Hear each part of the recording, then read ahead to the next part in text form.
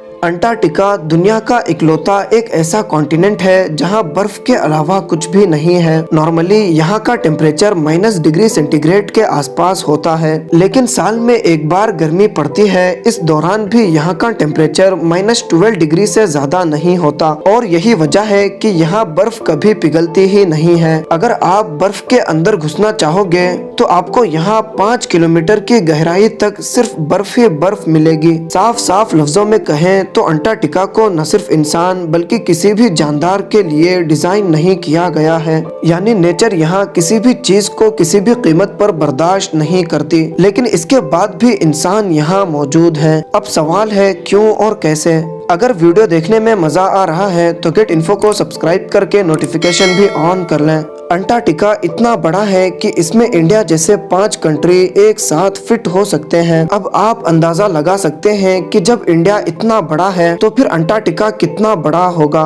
इससे भी कई ज्यादा हैरानी वाली बात यह है कि इतने बड़े कॉन्टिनेंट में 98% हिस्से पर गहरी बर्फ के सिवा कुछ भी नहीं है। ये बर्फ इतनी गहरी है कि इसके 5 किलोमीटर अंदर जाने के बाद भी आपको बर्फ ही बर्फ मिलेगी। अगर हम यहाँ के टेम्परेचर की बात करें तो नॉर्मली यहाँ -60 डिग्री सेंटीग्रेड होता है, लेकिन साल में 1 या 2 बार गर्मी भी पड़ती है और इस दौरान भी यहाँ का टेम्परेचर -12 डिग्री सेंटीग्रेड से ज्यादा नहीं होता और यही वजह है कि यहाँ बर्फ कभी भी पिघलती नहीं है। साफ साफ लफ्जों में कहें तो अंटार्कटिका में इंसान क्या बल्कि कोई भी जानदार चीज सरवाइव नहीं कर सकती। लेकिन हैरत की बात यह है कि इंसान यहाँ मौजूद है। इसकी सिर्फ एक ही वजह है और वो है रिसर्च। यही जिस तरह स्पेस इंसानों के लिए नहीं है, लेकिन फिर भी इंसान यहाँ मौजूद इंटरनेशनल स्पेस स्टेशन में रिसर्च के लिए रहते हैं। इसी तरह साइंटिस्ट को अंटार्कटिका में भी रिसर्च के लिए भेजा जाता है। अंटार्कटिका एक फ्री कॉन्टिनेंट है जिसे कोई भी कंट्री ओन नहीं करती। यहाँ 29 कंट्रीज के अपने अपने रिसर्च सेंटर्स हैं, लेकिन सवाल यह है कि साउथ पोल में ऐसी कौन सी रिसर्च होती है जो दुनिया के दूसरे किसी हिस्से में पॉसिबल नहीं है। यहाँ ज्यादातर स्पेस और एस्ट्रोनॉमिकल रिसर्च होती है। दरअसल हवा में मौजूद वेपर्स आमतौर पर आसमान को धुंधला कर देते हैं, जिसकी वजह से टेलीस्कोप का सहारा लेने के बाद भी हम ज्यादा दूर तक नहीं देख सकते। क्योंकि साउथ पोल में ह्यूमिडिटी नहीं होती, इसीलिए यहाँ आसमान बहुत क्लियर नजर आता है और यही वजह है कि यहाँ लगाए गए टेलीस्कोप स्पेस में लाखों लाइट ईयर्स दूर तक भी आसानी से देख सकते हैं। अगर अंटार्कटिका में टेलीस्कोप नहीं लगे होते तो ब्लैक होल की इतनी क्लियर इमेज को देखना हमारे लिए मुमकिन नहीं होता। लाखों साल पहले हमारी दुनिया का मौसम कैसा था और हवा में किस तरह के पार्टिकल्स और गैस मौजूद थी, इस तरह की तमाम बातों को जानने के लिए भी अंटार्कटिका की बर्फ का इस्तेमाल किया जाता है। उम्मीद है आपको ये वीडियो बेहद पसंद आई होगी। मिलते हैं फिर अगली शानदार वीडियो में।